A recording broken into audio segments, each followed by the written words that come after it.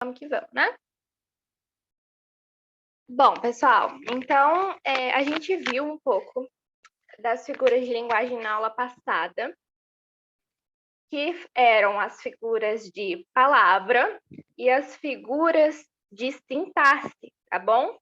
Eu não mandei ainda a lista de exercícios, nem os slides, se eu não me engano, acho que eu não tô lembrada de ter mandado, mas acho que não. Porque eu queria fazer um listão para vocês com todas as figuras de linguagem. Então, hoje a gente acaba, a gente vai ver mais duas categorias de figuras de linguagem. E aí eu mando os slides e a lista de exercícios para vocês. Acho que deve ter uns 20 exercícios de figuras de linguagem, tá bom? E então, hoje, pessoal, a gente vai ver as figuras de linguagem, primeiro, de pensamento. Como eu disse para vocês, as figuras de linguagem, elas são fenômenos que acontecem. Eu caí? Vocês estão me ouvindo?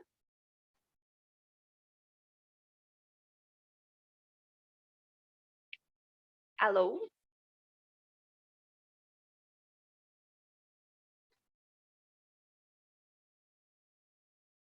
Voltou? Eu tô ouvindo. Ah, beleza. Às vezes é porque tá ventando muito, então pode ter afiação, tá, gente? Mas eu vou falar brevemente o que eu tinha falado.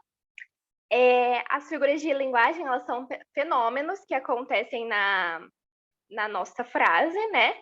E dependendo do sentido que é empregado na nossa oração, na nossa sentença, alguém resolveu chamar aquilo de figura de linguagem, tá? Então, a gente tem agora as figuras de pensamento, que são quando o autor ele coloca uma palavra no sentido figurado, tá? E a sentença dele é no sentido figurado, e ele vai quebrar a expectativa do autor. Ele vai falar uma coisa quando a gente esperava que fosse outra, tá? Então, é a brincadeira com as ideias nesse tipo de figura. E aqui a gente tem várias figuras, mas a gente vai entender porque elas são, eu acredito que são bem didáticas, tá? Então, a gente tem a antítese, o paradoxo, o eufemismo e a hipérbole, a ironia, a personificação, a apóstrofe ou o apóstrofe e a gradação, tá bom? Então, a gente começa já com a antítese.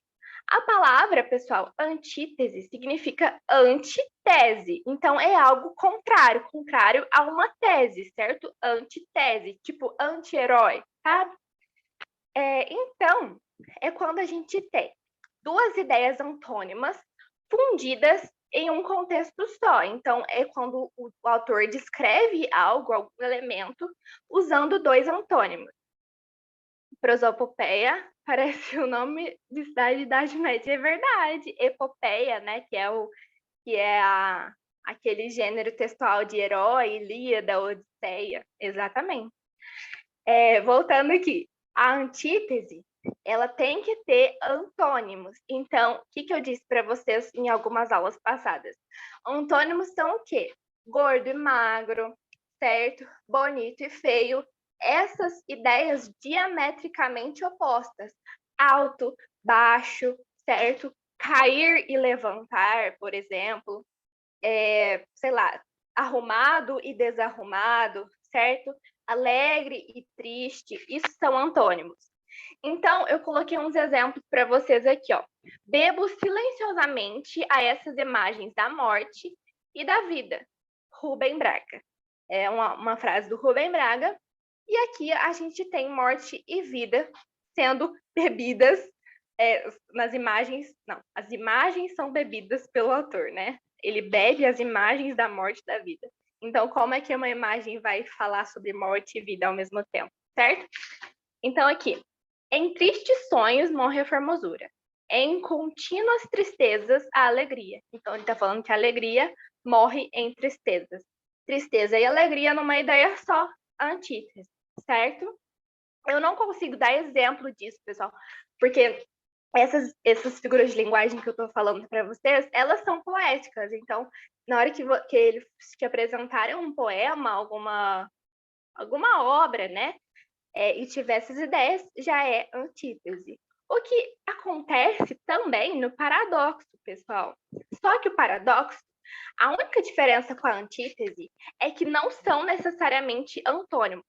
Se for antônimo, é antítese. Se não for antônimo, é paradoxo. Porque o paradoxo ou oxímoro, mas a gente fala paradoxo mais comumente, né? São ideias opostas também, mas não são antônimos. Então, eu falo, por exemplo, não sei, triste e sorridente. Elas não são opostas, elas são opostas, mas não são antônimos, porque triste é antônimo de feliz, certo? Sorridente não necessariamente, eu posso dar um sorriso triste, né? Não necessariamente fala que eu estou feliz. Mas é o seguinte, o mais clássico, o exemplo mais clássico de paradoxo que eu posso dar para vocês é esse soneto do Camões, tá?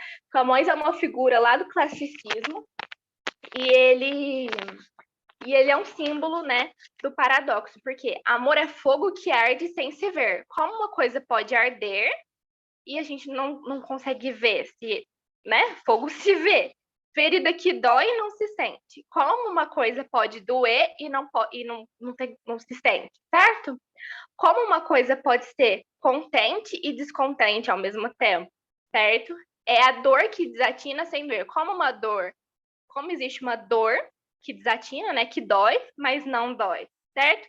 É isso que eu estou falando para vocês. São ideias opostas, mas não são antônimos. Deixa eu ver, ó. Nunca contentar-se de contente. Nunca contentar e contente. Olha isso. Vamos cuidar que se ganhe e se perder. Isso aqui é mais uma antítese, né? Porque ganhar e perder são antônimos. Como uma... Deixa eu ver. São contrários, acho que são esses, né? É servir a quem vence o vencedor, porque o vencedor normalmente é servido, né? Ele não serve. Enfim, é isso, pessoal. Acho que os exemplos de paradoxo aqui são esses, né? O fogo que arde sem se ver é o mais clássico.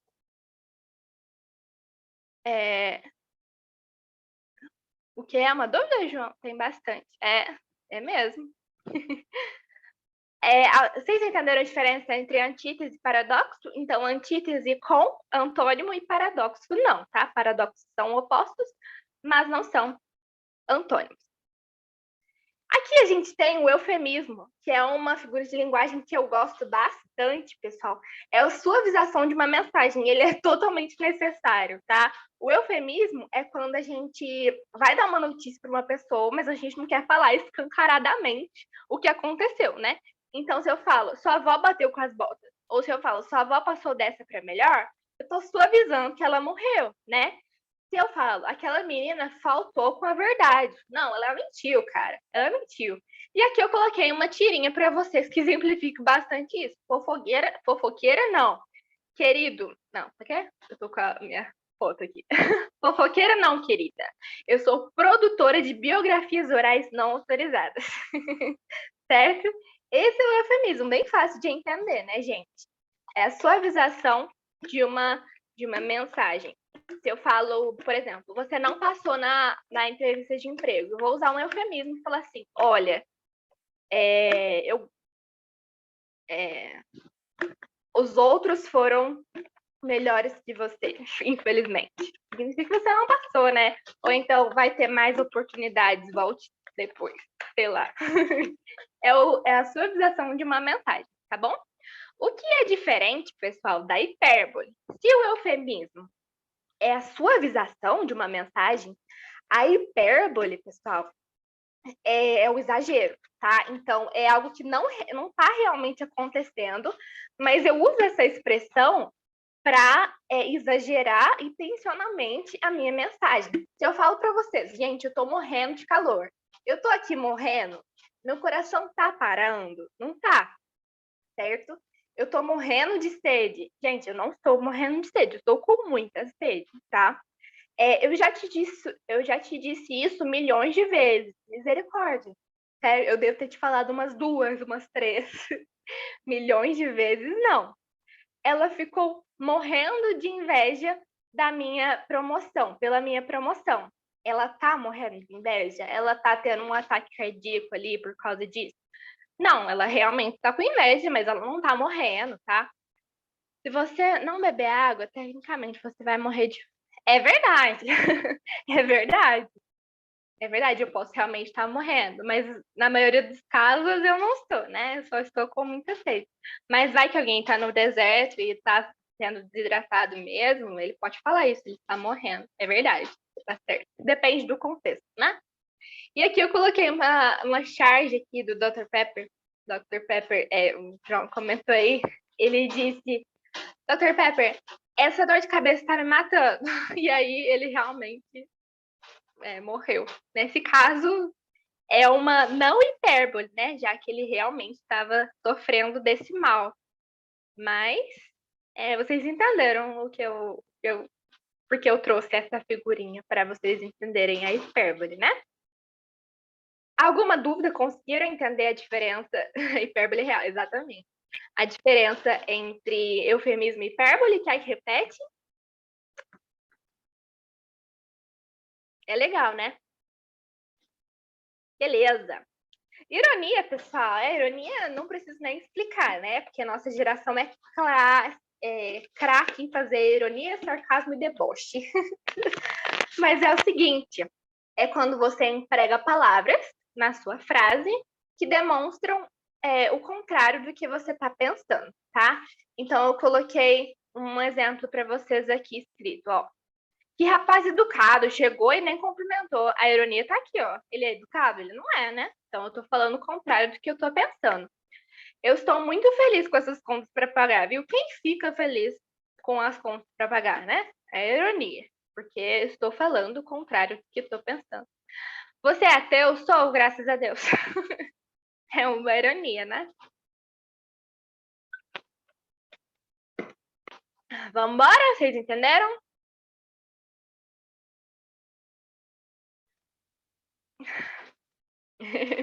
É mesmo. Prosopopeia, pessoal, ou personificação, tá bom? Mas muita gente que é ateu fala, graças a Deus, né? Ou então, meu Deus, seja o que Deus quiser, sei lá. É, personificação ou prosopopeia. E prosopopeia não tem nada a ver com epopeia, tá bom? É a atribuição de características humanas a seres inanimados ou irracionais, tá bom? Não necessariamente é inanimado, porque eu posso colocar uma personificação num cachorro, por exemplo, tá? Falar que ele tá, sei lá, ele tá com contas para pagar, o cachorro não tá, né? Enfim, divaguei, mas a definição de personificação é quando você coloca uma característica humana, por exemplo, chorar, olhar. Eu trouxe uns exemplos aqui, vamos lá, que fica mais fácil de entender, ó. Meu computador está preguiçoso hoje. Estar preguiçoso é uma característica humana e o computador não sente isso. Ele pode estar lento, pode estar com vírus. Com vírus, inclusive, talvez seja uma personificação. Enfim, meu computador está preguiçoso hoje, porque não tem como o computador estar preguiçoso, né? Vamos, o relógio está correndo. Ele realmente está saindo com as pernas todas rápidas, enfim, ele não está correndo, né, pessoal? Ele está girando e isso quer dizer que o tempo está passando, né? A panela de pressão assobiou, já podemos comer. Assobiar, ela tem um bico lá para fazer um som com os lábios, enfim. Não, né, pessoal? É só um som que ela emite quando pega pressão. Enfim, as águas do mar cantam nessa noite. Elas cantam, elas têm cordas vocais, por acaso? Não tem, né? Então é só o barulho que elas fazem. E isso é uma personificação. E aqui eu coloquei outra tirinha. Eu gosto de dar essas aulas com tirinha que fica mais fácil para vocês verem como pode cair, né? O Zé Lelé aqui olhando, e o Chico tá se olhando no espelho, Zé Lelé. Eu não, ele que tá me olhando. Aqui, o espelho olha alguém, ele tem olhos, por acaso, tem globo ocular, células de visão, nervos? Não, não tem, né? Então vamos lá, é uma personificação ou uma prosopopeia, certinho, pessoal?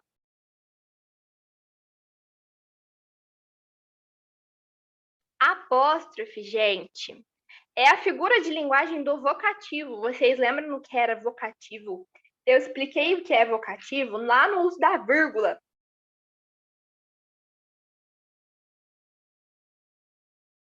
Opa, perdão, gente, eu recebi uma ligação aqui, telemarketing, enfim.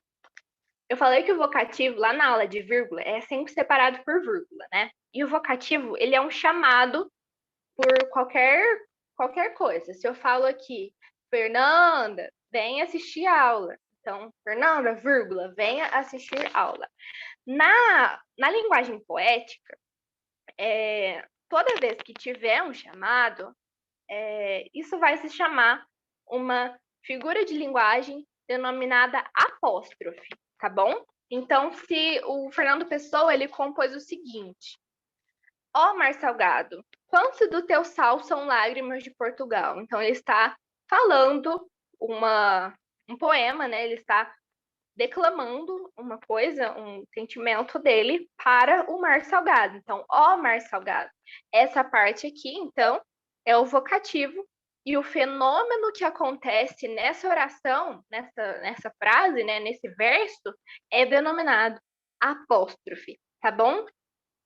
Seu garçom, faça o favor de me trazer depressa uma boa média que não seja requentada, do Noel Rosa, tá? Então, seu garçom, olha o chamado aqui, tá chamando. Seu garçom, aqui em França, no Brasil a gente fala companheiro, compadre, amigo, certo?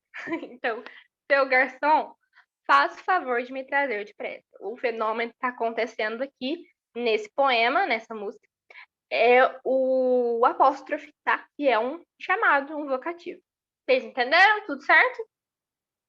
Fácil de entender, né? Então para vocês saberem, o vocativo, ele sempre é separado por vírgulas, tá bom? Então, se tiver uma estrutura lá com uma vírgula isolada, né, com vírgula, pode ser um chamado, né? Então, a gente pode confiar de uma apóstrofe aí sim. Sim, bem fácil. Ah, eu queria falar para vocês que quando... Sabe no inglês? Não sei se alguém vai prestar a prova. Não precisa ser em inglês. No português também tem. Quando a gente fala caixa d'água. Essa supressão aqui, ó, caixa, seria caixa de água, né? Mas caixa d'água. Tem gente que faz assim e é autorizado. Essa virgulinha aqui em cima se chama apóstrofo, com O, tá? É só uma curiosidade que eu lembrei agora, porque apóstrofe me lembrou o apóstrofo. Mas é isso. A gradação, pessoal. Nem sabia o nome disso. Exatamente. A gente não perde muito tempo para pensar nele, né? Olha o véu. Eita. Gradação, pessoal. Gradação, o próprio nome fala, é uma coisa gradativa, certo?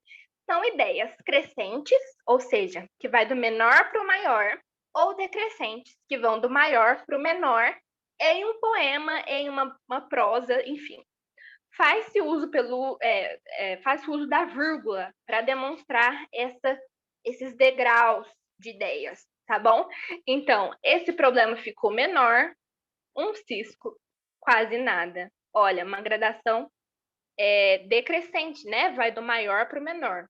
Menor, um cisco, quase nada, certo? Minha mãe estava linda, deslumbrante, perfeita. Gradação crescente, por quê? Linda, menor que deslumbrante, menor que perfeito, que é o nosso clímax aqui, certo? Bem fácil de entender também, né, pessoal? São ideias que são degraus de ideias, tá? Quando tiver isso em algum poema, é uma gradação, certo? Eu posso tentar dar um exemplo, se vocês preferirem, tá? Se vocês quiserem. A gente dá um exemplo que não é poético, não vai ficar tão bonito quanto poemas da prova de linguagem, mas a gente tenta. E aqui a gente terminou, então, as figuras de pensamento, são figuras de ideia, tá bom? E aqui a gente tem as nossas figuras de som. Pessoal, pensa, figuras de som vão mexer com o que na nossa frase? Peraí, deixa eu tomar. As figuras de som, pessoal, vai mexer com a nossa leitura, tá bom? com a nossa oralidade, eu diria. Elas vão estabelecer ritmo. O que é ritmo? Ritmo é o tempo. Alguém aqui é músico? Ritmo, tempo. É o tempo da nossa leitura. Tá, tá, tá, tá. Certo? Vão dar harmonia, certo? A nossa fluidez. E vão dar melodia na leitura também. Que é, não sei, a musicalidade, eu diria. São elas, então, a literação, a assonância, que elas andam juntas ali, são para entender uma, você tem que entender a outra, né? Para decorar uma, você tem que decorar a outra, não decore. A paronomásia e a onomatopeia, que também é um recurso estilístico de som, tá? A aliteração, pessoal, eu gravava assim, ó, literação, sei lá. Para mim, isso aqui tem cara de consoante, sei lá. Vocês entenderam, né? A literação, pessoal, é a repetição da mesma consoante. Ela vai dar ritmo ao texto. O que é ritmo mesmo? Ritmo é tempo. Então é tá, tá, tá, tá, certo? Não necessariamente é com T, tá? Mas é dar ritmo.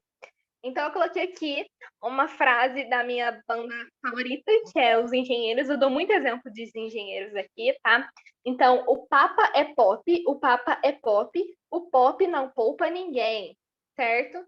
Então, olha esse P repetido. O Papa é pop, o Papa é pop, o pop não poupa ninguém, certo? Então, aqui a gente tem a literação da consoante P. Olha esse... Aqui tá faltando um parênteses. Olha essa literação de um poema do Cruz e Souza. Ó, vozes veladas, veludosas vozes. Volúpios dos violões, vozes veladas. Vagam nos velhos vórtices velozes dos ventos. Vivas vãs vulcanizadas. Aqui eu acho que eu copiei e colei de algum lugar, mas depois eu vou editar para vocês que aqui para no verso, ó. Aqui é um verso, vozes. Aqui é outro verso. Aqui é outro verso e stop, certo? Então, aqui a gente tem a literação da consoante V. Vozes veludos, vozes veladas, veludas, vozes. Vozes veladas, veludas, vozes. Olha que ritmo. Dá um tempo no verso, certo? Esse é o recurso de ritmo da literação, tá bom? Vamos lá na assonância agora. Assonância, para mim, assonância tem cara de vogal, por causa desse som aqui, ó. On. Mas não é só vogal, tá? É a repetição da mesma vogal ou do mesmo som vocálico, tá? É um encontro. Tipo assim, ó, ela vai dar fluidez ao texto. É como se. Como eu vou falar, vou explicar isso para vocês? No exemplo, vocês vão ver que não é só a vogal que está sendo repetida, é a junção de uma vogal com a letra N, tá? Então, para diferenciar de a literação é a repetição de uma só consoante. Então, fica bem claro, o papo é pop, o pop é pop, certo? O papo é pop. E a assonância, ela dá essa dinâmica no texto, tá? Então, aqui a gente tem um poema aqui do Manuel Bandeira, que a onda anda, aonde anda a onda? A onda ainda onda. Ainda anda aonde? Aonde? A onda. Ele fez esse recurso, pessoal, para o texto ficar nessa onda, certo? Para ele parecer que é uma onda caminhando nas águas, certo? A onda anda, onde anda a onda, certo? Isso é uma assonância. Nem sempre ela vai estar escancarada assim, tá, pessoal? Nem sempre. Eu coloquei uma assonância muito na cara aqui, mas às vezes não. Então, se a alternativa lá tiver assonância, vocês tentem ler prestando atenção no som, tá? Se não tiver nada a ver, não vai ser assonância, tá? E é isso. Paronomásia, pessoal. Ela é muito utilizada, paronomásia, tá? Ela é muito utilizada para humor e publicidade, né? E usam bastante esses trocadilhos. E exatamente o trocadilho, a paronomásia. Ela é a utilização de uma palavra com outra parecida, mas que os significados são diferentes, né? ou duas palavras parecidas, ou uma expressão parecida com outra expressão, ou uma expressão parecida com outra palavra. Eu coloquei aquelas imagens de tipo Tumblr ou Insta de Insta de autoajuda, enfim. Eu coloquei aqui, ó. Eu só versifico para versifico menos só. Então, aqui a gente tem uma paronomásia com a palavra versifico, que é fazer verso, né? E com a expressão versifico. É essa a paronomásia. Coloquei aqui uma tirinha do Chico Bento também, ó. Acorda, Zelelê, rápido, acorda. Aí ele, pra que eu nem tô dormindo? Então, acorda, certo? O objeto acorda, né? E com o verbo acordar, acorda, certo? Isso é paronomásia, pessoal. Bem fácil de entender, né? Essa aula é realmente muito mais fácil que a outra, não é? Cadê minhas meninas daqui?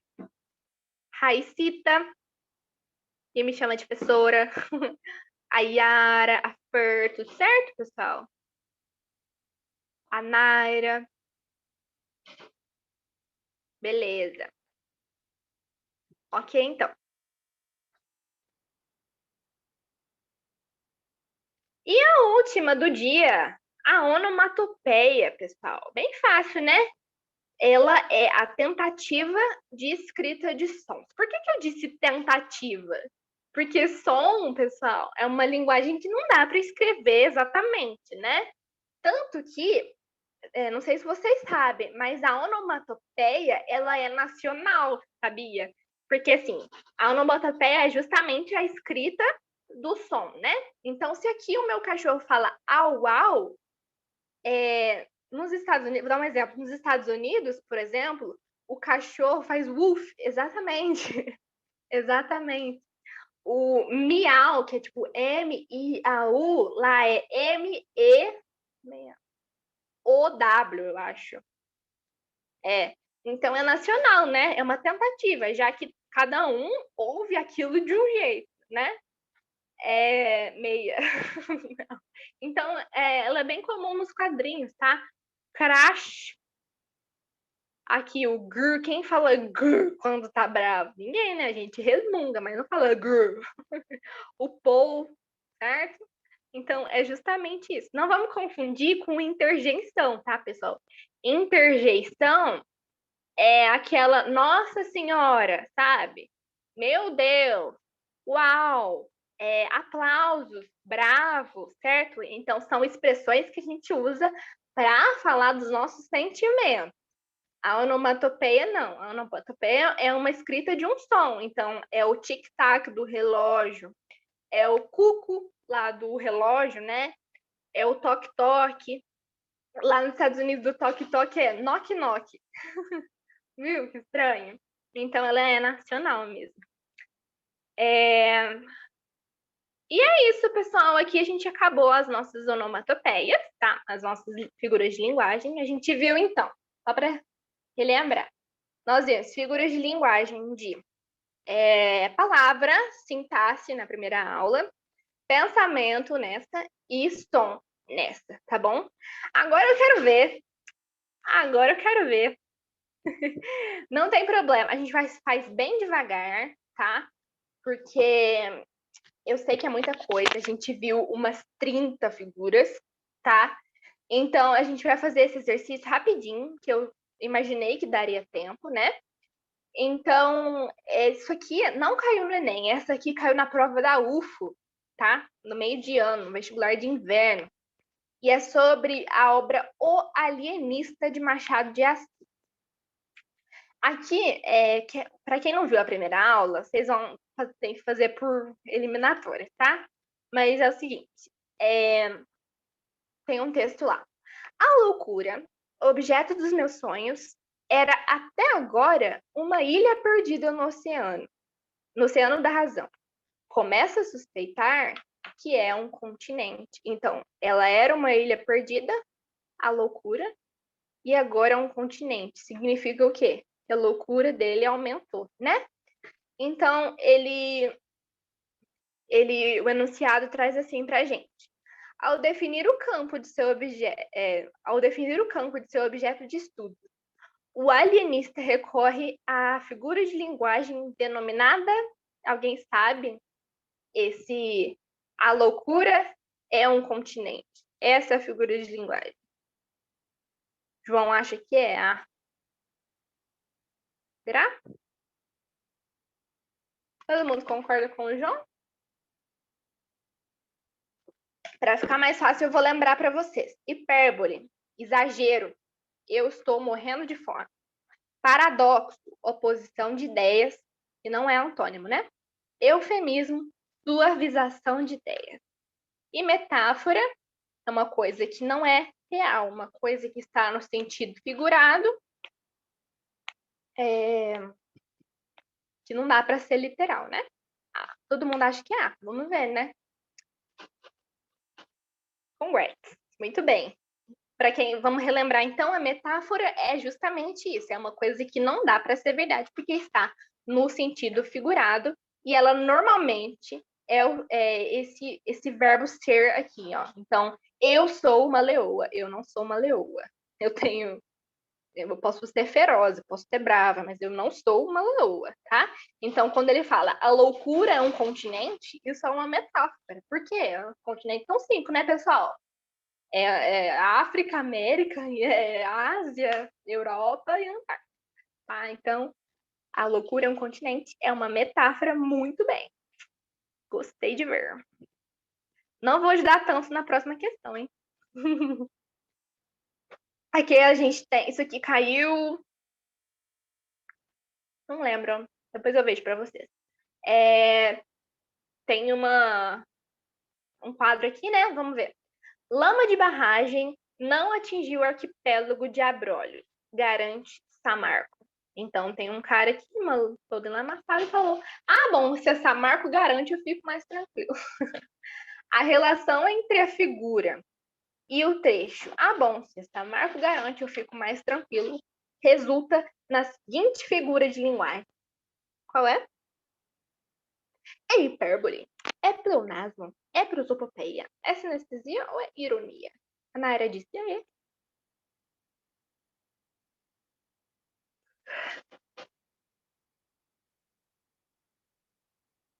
Vamos lá que eu tenho 1 minuto, galera.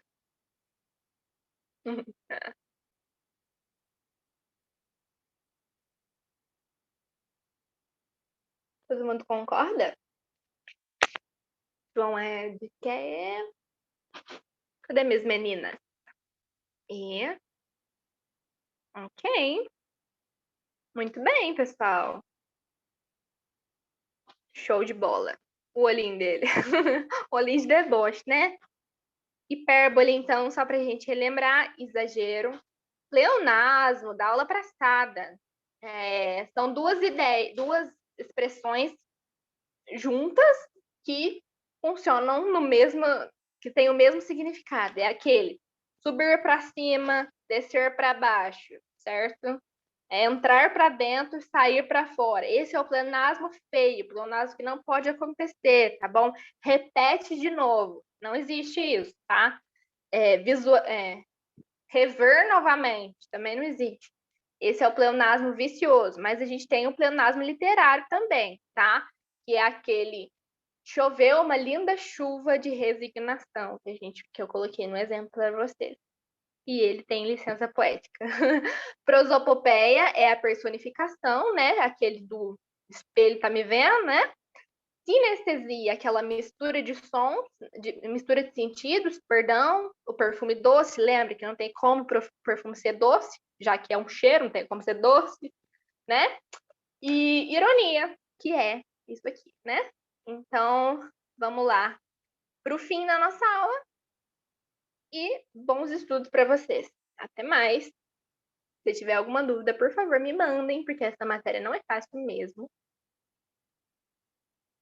E é isso. Boa noite, Yara. Boa noite, João.